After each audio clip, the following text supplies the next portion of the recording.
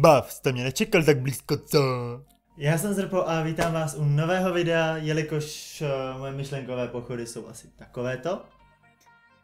Prosím tě, potřebuju radu. Co ty bys si ještě po mně chtěl? Dal jsem ti nápad na minifilm, na super biják, akorát na to nemáš, prostě. Nemáš, vole, žádný podání, green screeny, nemáš nic. Ty si potřeboval vole ještě něco, co chceš po mně ještě furt? Já chtěl jenom nějaký No tak si natoč nějaký tek a je to. No, ale zdar. Čau. Tak jo. Jsem se rozhodl natočit 100 otázek, na které se nikdo neptá. Jo, já to budu dělat, protože 100 otázek se mi dneska vážně číst nechce a mám nápad aspoň na další video. Jelikož normálnější videa už asi nebudou. Tož to se do toho dáme, ne?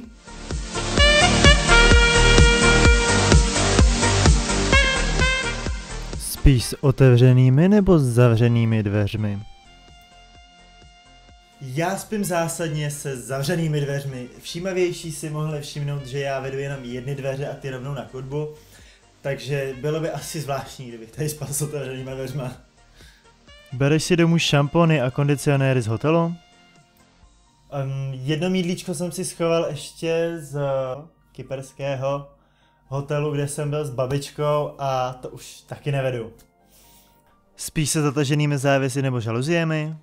Zásadně spím se zataženýma žaluziema. Mám žaluzie a zásadně spím s zataženýma, protože světlo mě v celku snadno zbudí. Ukradl jsi někdy dopravní značku? To je sakra dementní otázka. Ne, neukrad. Mě hliník k něčemu. Používáš post-it nálepky? Co je post-it nálepka? Vystřihuješ si kupony, aniž bys je použil? Jo, někdy mívám takovou tendenci si něco vystřihnout, třeba mekáče, že jo. A pak do mekáče nejít. Bylo by ti milejší, kdyby tě napadl medvěd nebo roj včel?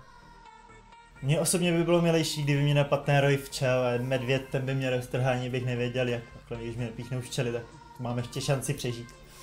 Máš pihy? Vypadám snad na to? Usmíváš se vždycky na fotkách?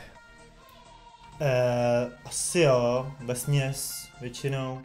Pokud to není nějaká momentka, kde se zrovna třeba mračím, tak asi jo. Co tě nejvíce u lidí rozčiluje? Jejich lhostejnost. Počítáš někdy kroky při chůzi? Ne, jenom spáry někde mezi dlaždičkama. Už jsi někdy stanoval? Jo, na školním výletě jsme měli rafty. Kdy jsi naposled stanoval? 9. třída, to už je sakra daleko. 6-7 let? Dobrý? 6, je 2016. 2010 jsem končil, takže 6. Tancuješ někdy bez hudby? Ne, netančím bez hudby. Koušeš tušky? Myslím, že ne. S kolika lidmi jsi strávil tento týden?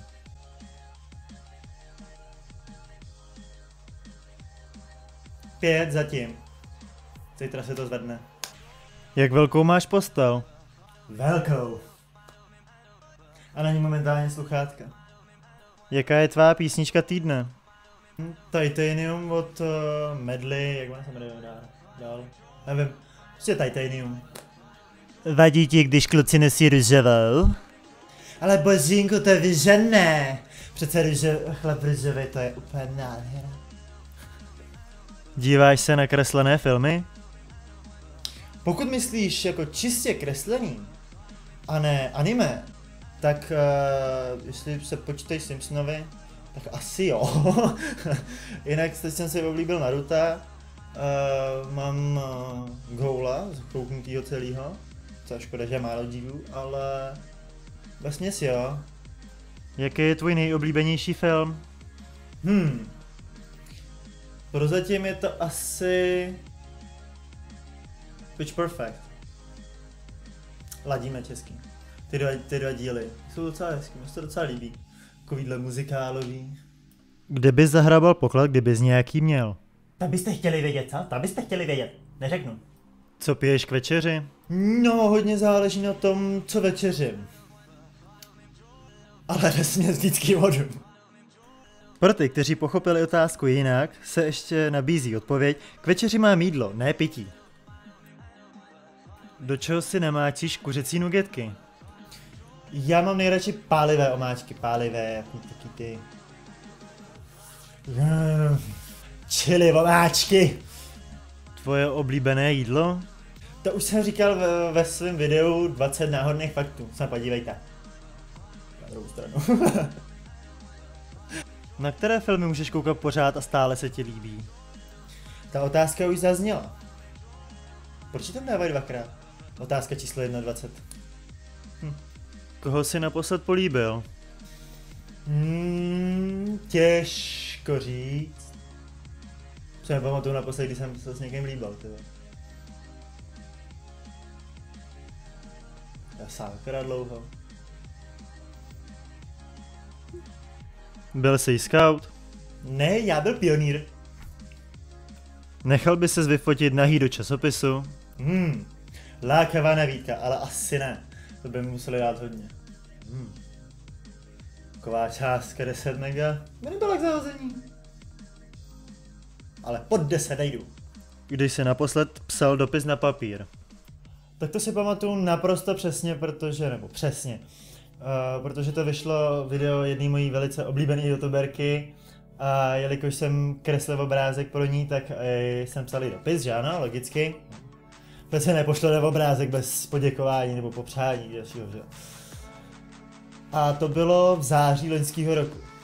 Tak jo, to by bylo z tohohle videa všechno. Pokud se video líbilo a chcete vidět další část, nezapomeňte dát like, koment.